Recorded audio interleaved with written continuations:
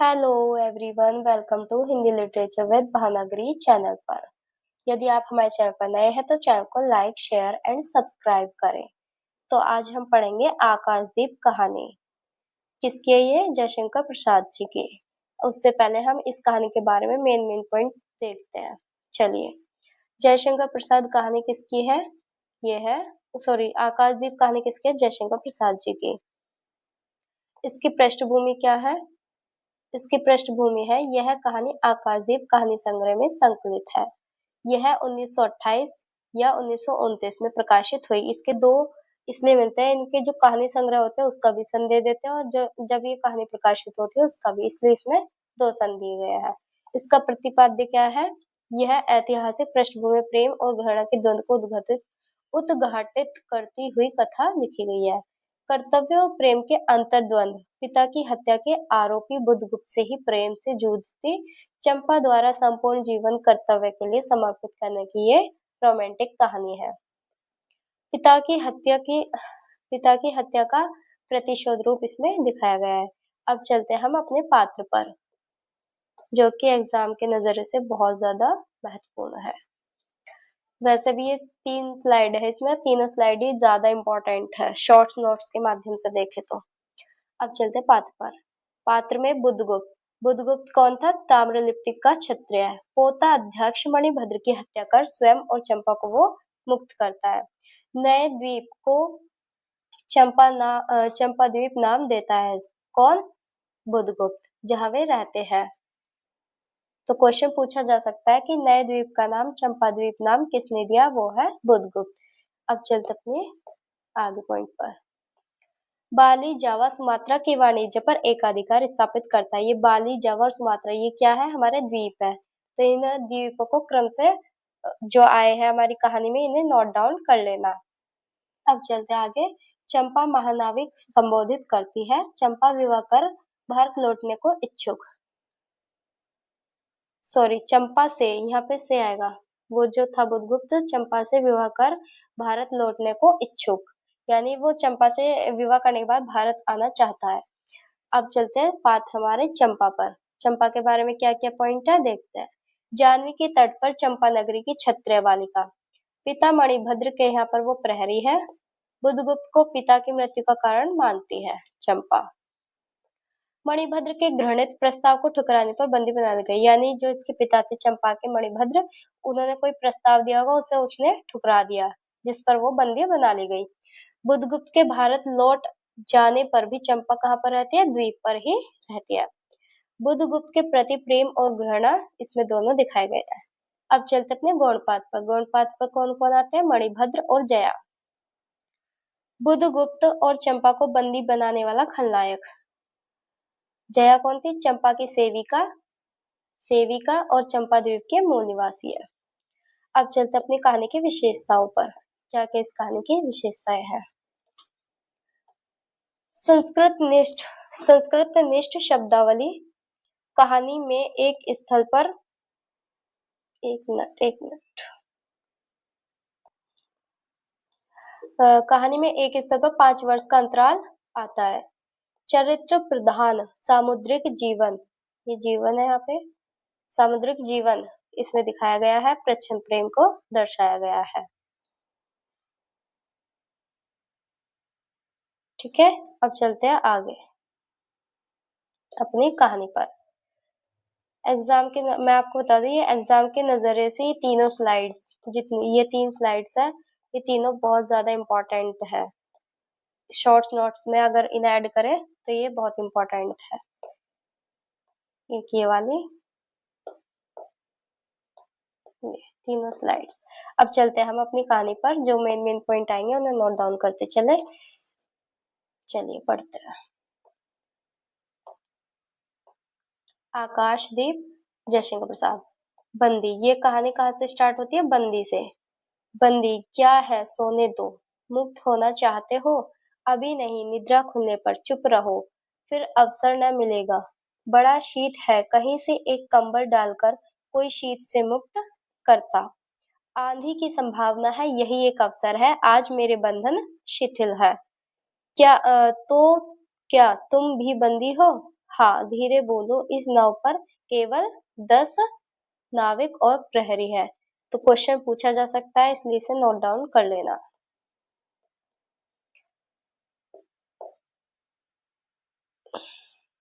शस्त्र मिलेगा, मिल जाएगा, पोत से संबंध, रज्जू काट सकेंगे, रज्जू मतलब राशि, वो रस्सी, रज्जू काट सकोगे। हाँ।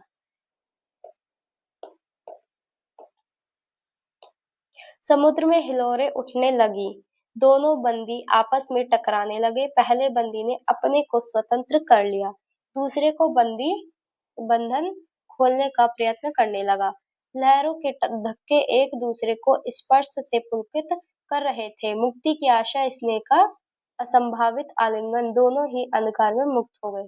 दूसरे बंदी ने हर्षातिरेक से उसको गले से लगा लिया। सहसा उस बंदी ने कहा, यह क्या तुम स्त्री हो?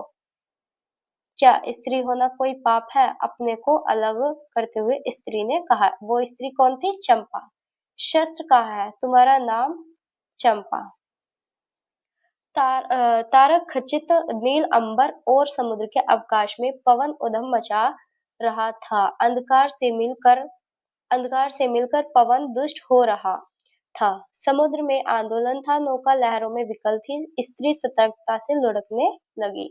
एक मत वाले नाविक के शरीर से टकराती हुई सावधानी से उसका कृपाण निकालकर फिर लुढ़कते हुए बंदी के समीप पहुंच गई। सहसा पोत से पथ प्रदर्शक ने चिल्लाकर कहा, आंधी। आपत्ति सूचक तूर्य बजने लगा। सब सावधान होने लगे। बंदी युवक उसी तरह पड़ा रहा। किसी ने रस्सी पकड़ी, कोई पाल खोल रहा था, पर युवक बंदी लुढ़क कर उस रज्जू के पास पहुंचा तो पोत से संलग्न थी। सारे ढक गए, तरंगे उद्वेलित हुई, समुद्र गरजने लगा। भीषण आंधी पिशाचिनी के समान नाव को अपने हाथों में लेकर कंदुक क्रीड़ा और अट्टहास करने लगी। एक झटके के साथ ही नाव स्वतंत्र थी। उस संकट में भी दोनों बंदी खिलखिलाकर हंस पड़े। आंधी के हाहाकार में उसे कोई न सुन सका। अनंत जल निधि निधि में उषा का मधुर आलोक फूट उठा। सुनहली किरणों और लहरों की कोमल सृष्टि मुस्कुराने लगी। सागर शांत था। नाविकों ने देखा, पोत का पता नहीं, बंदी मुक्त है। आगे चलते हैं। नायक ने कहा, बुद्धगुप्त, तुमको मुक्त किसने किया? कृपाण दिखाकर बुद्धगुप्त ने कहा, इसने। नायक ने कहा, तो तुम्हें फिर बंदी बनाऊंगा। किसके लिए? पोताध्यक्ष मणिभद्र अतल जल में होगा। नायक, अब इस नौका का स्वामी मैं हूँ। तुम जलदस्यु बुद्धगुप्त? कदापि नहीं, चौंक कर नायक ने कहा और अपना कृपाण टटोलने लगा। चंपा ने इसके पहले उस पर अधिकार कर लिया था। वह क्रोध से उछल पड़ा। तो तुम द्वंद्व युद्ध के लिए प्रस्तुत हो जाओ। जो विजयी होगा वह स्वामी होगा। इतना कहकर बुद्धगुप्त ने कृपाण देने का संकेत किया। चंपा ने कृपाण नायक के हाथ में दे दिया। भीषण घात प्रतिघात हुआ। दोनों कुशल, दोनों त्वरित गति वाले थे। बड़ी निपुणता से बुद्धगुप्त ने अपना कृपाण दांतों से पकड़कर अपने हाथ स्वतंत्र कर लिए। चंपा भय और विस्मय से देखने लगी। नाविक प्रसन्न हो गए, परंतु बुद्धगुप्त ने लाघव से नायक का कृपाण वाला हाथ पकड़ लिया और विकट हुंकार से दूसरा हाथ कटी में डाल उसे गिरा दिया। दूसरे ही क्षण प्रभात की किरणों में बुद्धगुप्त का विजय कृपाण उसके हाथों में चमक उठा। नायक की कातर आंखें प्राण भिक्षा मांगने लगी। बुद्धगुप्त ने कहा, बोलो, अब स्वीकार है कि नहीं? मैं अनुचर हूँ, वरुण देव की शपथ। अब जो युद्ध कर रहा था वो बता रहा है कि मैं अनुचर हूँ, वरुण देव की शपथ, मैं विश्वासघात नहीं करूंगा। बुद्धगुप्त ने उसे छोड़ दिया। चंपा ने युवक जलदस्यु के समीप आकर उसकी छतों को अपनी स्निग्ध दृष्टि और कोमल करों से वेदना विहीन कर दिया। बुद्धगुप्त के सुगठित शरीर पर रक्त बिंदु विजय तिलक कर रहे थे। विश्राम लेकर बुद्धगुप्त ने पूछा, हम लोग कहाँ होंगे? बाला द्वीप। देखो, अब ये द्वीप आते रहेंगे, क्रम से नोट डाउन करना।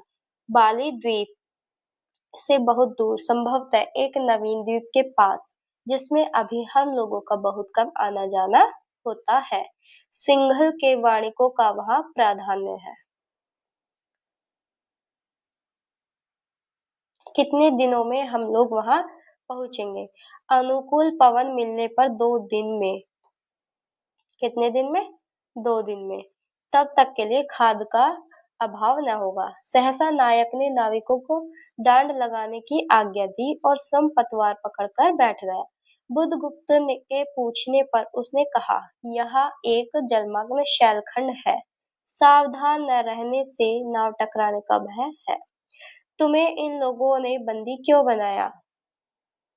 तुम्हें इन लोगों ने बंदी क्यों बनाया? वणिक मणिभद्र की पाप वासना ने तुम्हारा घर कहाँ है? जानवी के तट पर। ये चंपा से क्वेश्चन पूछा जा रहा है कि तुम्हारा घर कहाँ है?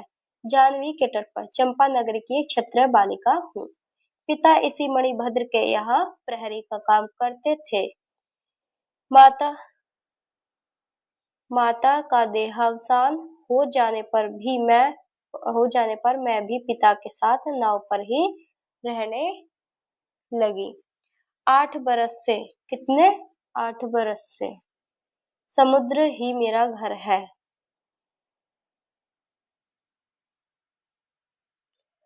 तुम्हारे आक्रमण के समय मेरे पिता ने ही 7 दस्युओं को मारकर जल समाधि ली। 1 मास हुआ मैं इस नील नभ के नीचे नील जल निधि के ऊपर एक भयानक अनंतता में निस्साय हूँ। अनाथ हूँ। मणिभद्र ने मुझसे एक दिन घृणित प्रस्ताव किया। मैंने उसे गालियां सुनाई। उसी दिन से बंदी बना ली गई। चंपा रोष से जल रही थी। मैं भी ताम्र लिप्ति का क्षत्रिय हूँ। चंपा, परंतु दुर्भाग्य से जल दस्यु बनकर जीवन बिताता हूँ। अब तुम क्या करोगी? मैं अदृष्ट अपने अदृष्ट को अनिर्दिष्ट ही रहने दूंगी। वह जहाँ ले जाए। चंपा की आंखें निस्सीम प्रदेश में निरुद्देश्य थी। किसी आकांक्षा के लाल डोरे न थे। धवल अपांगों में बालकों के सदृश विश्वास था। हत्या व्यवसायी दस्यु भी उसे देखकर कांप गया। उसके मन में एक संभ्रमपूर्ण श्रद्धा यौवन की पहली लहरों को जगाने लगी। समुद्र वृक्ष पर विलंबमयी राग रंजित संध्या थिरकने लगी। चंपा के असंयत कुंतल उसकी पीठ पर बिखरे थे। दुर्दांत दस्यु ने देखा अपनी महिमा में अलौकिक एक तरुण बालिका। वह विस्मय से अपने हृदय को टटोलने लगा। उसे एक नई वस्तु का पता चला, वह थी कोमलता। उसी समय नायक ने कहा, हम लोग द्वीप के पास पहुंच गए हैं। बेला से नाव टकराई। चंपा निर्भीकता से कूद पड़ी। मांझी भी उतरे। बुधगुप्त ने कहा, जब इसका कोई नाम नहीं तो हम लोग इसे चंपा द्वीप कहेंगे। तो उस नए द्वीप का नाम बुधगुप्त ने रखा चंपा द्वीप। चंपा हंस पड़ी। 5 बरस बाद आ गया ना, ये 5 वर्ष का अंतराल। 5 वर्ष बाद शरद के धवल नक्षत्र नील गगन में झलमला रहे थे। चंद्र की उज्जवल विजय पर अंतरिक्ष में शरद लक्ष्मी ने आशीर्वाद के फूलों और खीलों को बिखेर दिया। चंपा के एक उच्च सौध पर बैठी हुई तरुणी चंपा दीपक जला रही थी। बड़े यत्न से अभ्रक की मंजूषा में दीप धरकर उसने अपनी सुकुमार उंगलियों से डोरी खींची। वह दीप धार ऊपर चढ़ने लगा। भोली भोली आंखें उसे ऊपर चढ़ते हर्ष से देख रही थी। डोरी धीरे धीरे खींची गई। चंपा की कामना थी कि उसका आकाशदीप नक्षत्रों से हिलमिल जाए, किंतु वैसा होना असंभव था। उसने आशा भरी आंखें फिरा ली। सामने जल राशि का रजत श्रृंगार था। वरुण बालिकाओं के लिए लहरों से हीरे और नीलम की क्रीड़ाशैल मालाएं बन रही थी और वे मायाविनी छलनाएं अपनी हंसी का कलनाद छोड़कर छिप जाती थी। दूर दूर से धीवरों का वंशी झनकार उनके संगीत सा मुखरित होता था। चंपा ने देखा कि तरल संकुल जलराशि में उसके कंदील का प्रतिबिंब अस्त व्यस्त था। अब वह अपनी पूर्णता के लिए सैकड़ों चक्कर काटता था। वह अनमनी होकर उठ खड़ी हुई। किसी को पास न देखकर पुकारा, जया जया। एक श्यामा युवती सामने आई, आकर खड़ी हुई। वह जंगली थी, नील नभो मंडल से मुख में शुद्ध नक्षत्रों की पंक्ति के समान। उसके दांत हंसते ही रहते हैं। वह चंपा को रानी कहती। बुधगुप्त की आज्ञा। तो एक श्यामा युवती। महानाविक कब तक आएंगे? बाहर पूछो तो चंपा ने कहा। जया चली गई। दुरागत पवन चंपा के अंचल में विश्राम लेना चाहता था। उसके हृदय में गुदगुदी हो रही थी। आज न जाने क्यों वह बेसुध थी। एक दीर्घायु दृढ़ पुरुष ने उसके पीठ पर हाथ रख चमत्कृत कर दिया। उसने फिर कहा, बुधगुप्त, बावली हो क्या? यहाँ बैठी हुई अभी तक दीप जला रही हो? तुम्हें यह काम करना है। क्षीर निधि शाही अनंत की प्रसन्नता के लिए क्या दासियों से आकाश दीप जलवाऊं? हंसी आती है। तुम किसको दीप जलाकर पथ दिखलाना चाहती हो? उसको जिसको तुमने भगवान मान लिया है। हाँ, वह भी कभी भटकते हैं, भूलते हैं, नहीं तो बुधगुप्त को इतना ऐश्वर्य क्यों देते? तो बुरा क्या हुआ? इस द्वीप की आधीश्वरी चंपा रानी, मुझे इस बंदी गृह से मुक्त करो। अब तो बाली, जावा, सुमात्रा का वाणिज्य केवल तुम्हारे ही अधिकार में है, महानाविक। परंतु मुझे उन दिनों की स्मृति सुहावनी लगती है, जब तुम्हारे पास एक ही नाव थी और चंपा के उपकूल प्रणय लाद कर हम लोग सुखी जीवन बिताते थे। इस जल में अगणित बार हम लोगों की तरी आलोक में, प्रभात में, तारिकाओं की मधुर ज्योति में थिरकती थी। बुधगुप्त, उस विजन अनंत में जब मांझी सो जाते थे, दीपक बुझ जाते थे, हम तुम परिश्रम से थककर पालों में शरीर लपेटकर एक दूसरे का मुंह क्यों देखते थे? वह नक्षत्रों की मधुर छाया। तो चंपा, अब उससे भी अच्छे ढंग से हम लोग विचर सकते हैं। तुम मेरी प्राणदात्री हो, मेरी सर्वस्व हो। नहीं नहीं, तुमने दस्यु वृत्ति छोड़ दी, परंतु हृदय वैसे ही अकरुण सतृष्ण ज्वलनशील है। कौन करिए? चंपा। चंपा ने कहा, भाई तुम भगवान के नाम पर हंसी उड़ाते हो, मेरे आकाशदीप पर व्यंग कर रहे हो। नाविक, उस प्रचंड आंधी में प्रकाश की एक एक किरण के लिए हम लोग कितने व्याकुल थे। मुझे स्मरण है, जब मैं छोटी थी, मेरे पिता नौकरी पर समुद्र में जाते थे। मेरी माता मिट्टी का दीपक बांस की पिटारी में भागीरथी के तट पर बांस के साथ ऊंचे टांग देती थी। उस समय वह प्रार्थना करती, हे भगवान, मेरे पथ भ्रष्ट नाविक को अंधकार में ठीक पथ पर ले चलना। और जब मेरे पिता बरसों पर लौटते तो कहते, साध्वी, तेरी प्रार्थना से भगवान ने संकटों में मेरी रक्षा की। वह गद गद हो जाती। मेरी माँ, आहा नाविक, यह उसी की पूर्ण स्मृति है। मेरे पिता वीर, पिता की मृत्यु के निष्ठुर कारण जलदस्यु, हट जाओ। सहसा चंपा का मुख क्रोध से भीषण होकर रंग बदलने लगा। महानाविक ने कभी यह रूप न देखा था। वह ठठाकर हंस पड़ा। यह क्या चंपा, तुम अस्वस्थ हो जाओगी, सो रहो, कहता हुआ चला गया। चंपा मुट्ठी बांधे और मादिनी सी घूमती रही। निर्जन समुद्र के उपकूल में वेला से टकराकर लहरें बिखर जाती थी। पश्चिम का पथिक थक गया था। उसका मुख पीला पड़ गया। अपनी शांत गंभीर हलचल में जलनिधि विचार में निमग्न था। वह जैसे प्रकाश की उन्मिलन किरणों से विरक्त था। चंपा और जया धीरे धीरे उस तट पर आकर खड़ी हो गई। तरंग से उठते हुए पवन ने उनके वसन को अस्त व्यस्त कर दिया। जया के संकेत से एक छोटी सी नौका आई। दोनों के उस पर बैठते ही नाविक उतर गया। जया नाव खेने लगी। चंपा मुक्त सी समुद्र के उदास वातावरण में अपने को आश्रित कर देना चाहती थी। इतना जल, इतनी शीतलता, हृदय की प्यास न बुझी। पी सकूंगी नहीं तो जैसे वेला में चोट खाकर सिंधु चिल्ला उठता है, उसी के समान रोदन करो। यह जलते हुए स्वर्ण गोलक सदृश अनंत जल में डूबकर बुझ जाऊं। चंपा के देखते देखते पीड़ा और ज्वलन से आरक्त बिंब धीरे धीरे सिंधु में चौथाई आधा फिर संपूर्ण विलीन हो गया। एक दीर्घ निश्वास लेकर चंपा ने मुंह फेर लिया। देखा तो महानाविक का बजरा उसके पास है। बुधगुप्त ने झुककर हाथ बढ़ाया। चंपा उसके सहारे बजरे पर चढ़ गई। दोनों पास पास बैठ गए। इतनी छोटी नाव पर इधर उधर घूमना ठीक नहीं। पास वही जलमग्न शैलखंड है। कहीं नाव टकरा जाती या ऊपर चढ़ जाती। चंपा ने कहा तो अच्छा होता बुधगुप्त। जल में बंदी होना कठोर प्राचीरों से तो अच्छा ही है।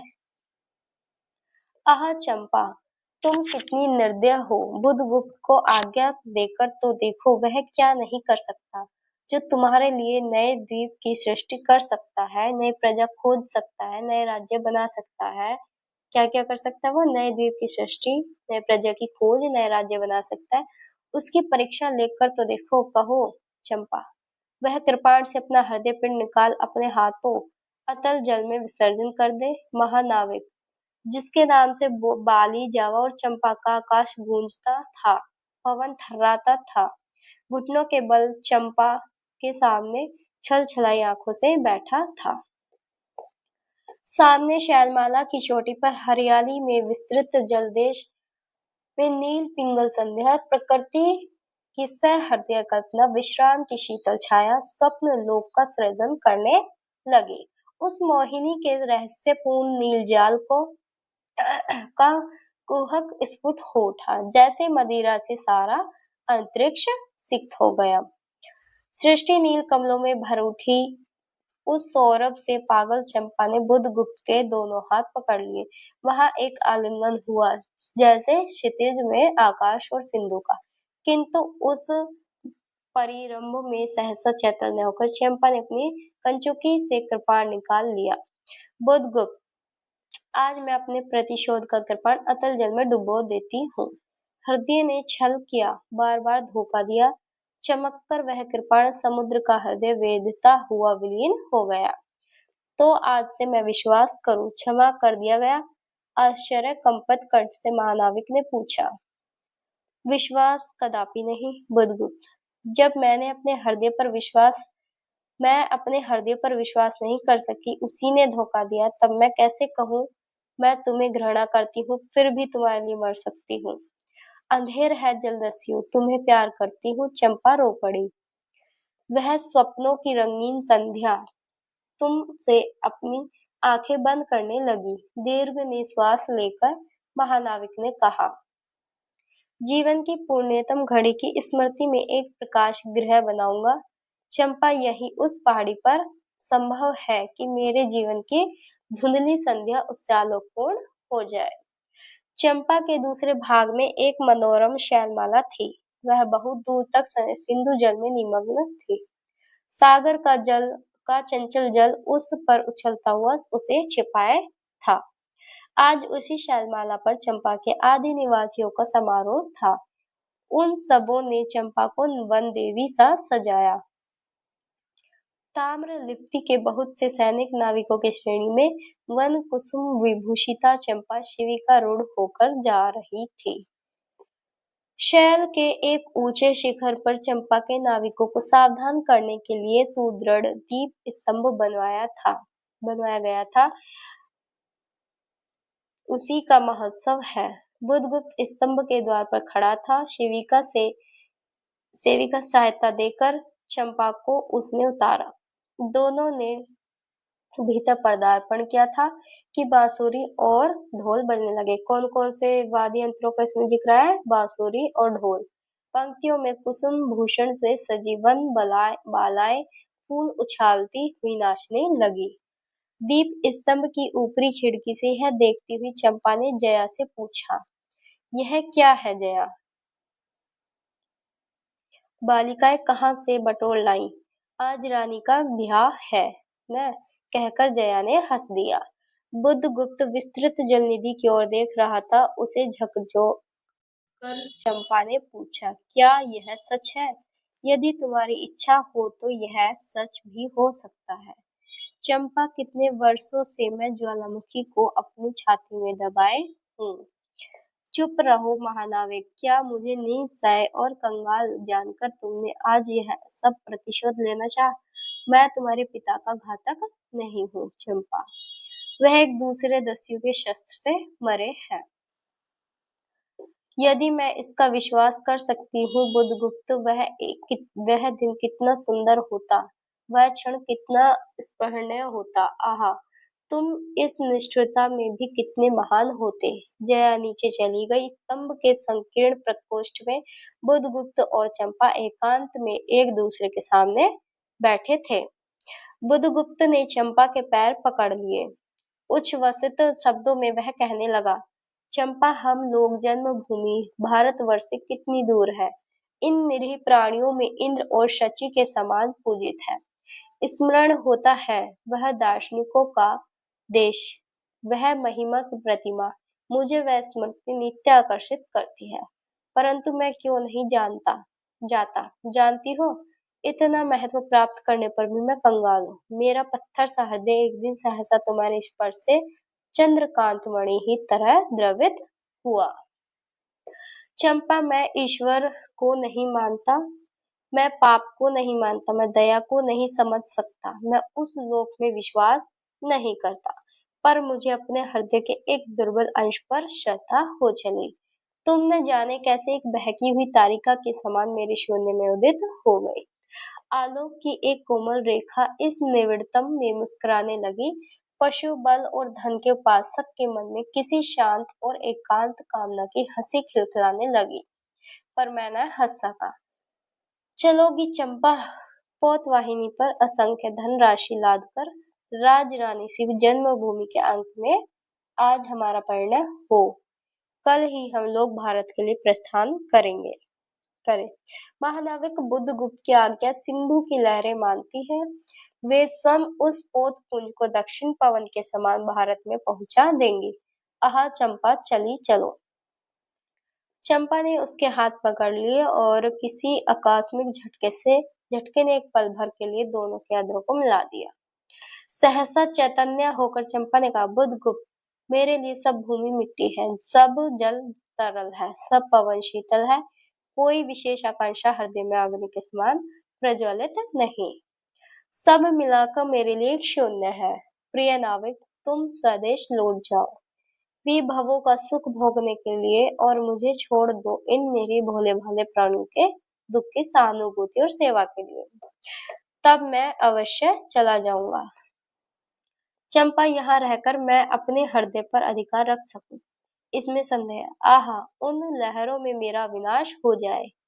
महानाविक के उच्छ्वास में विकलता थी। फिर उसने पूछा, तुम अकेली यहाँ क्या करोगी? पहले विचार था कि कभी कभी इस द्वीप पर से आलोक जलाकर अपने पिता की समाधि का इस जल से अन्वेषण करूंगी, किंतु देखती हूँ मुझे भी इसी में जलना होगा जैसे आकाश से। एक दिन स्वर्ण रहस्य के प्रभात में चंपा ने अपने द्वीप स्तंभ पर से देखा, सामुद्रिक नावों की एक श्रेणी चंपा का उपकूल छोड़कर पश्चिम उत्तर की ओर महाजलव्याल के समान संतरण कर रही है। उसकी आंखों से आंसू बहने लगे। यह कितनी शताब्दियों पहले की कथा है। चंपा आजीवन उस दीप स्तंभ में आलोक जलाती रही, किंतु उसके बाद भी बहुत दिन द्वीप निवासी उस माया ममता और स्नेह सेवा की देवी की समाधि सदृश पूजा करते थे। एक दिन काल के कठोर हाथों ने उसे भी अपनी चंचलता से गिरा दिया। अब ये हमारी यहाँ पर कहानी समाप्त होती है। तो यदि आप हमारे चैनल पर नए हैं तो चैनल को लाइक, शेयर एंड सब्सक्राइब करें, और सभी क्लास की पीडीएफ लेने के लिए आप टेलीग्राम चैनल को ज्वाइन करें। और मैं आपको बता दूं, जैसे जैसे हम कहानी पढ़ते जाते हैं उसी से रिलेटेड मैं आप लोगों के लिए क्विज पोस्ट करती हूँ, तो प्लीज जाए, आंसर दे और अपनी तैयारी को जांचें। तब तक मिलते हैं नेक्स्ट वीडियो में। तब तक के लिए बाय, टाटा, धन्यवाद।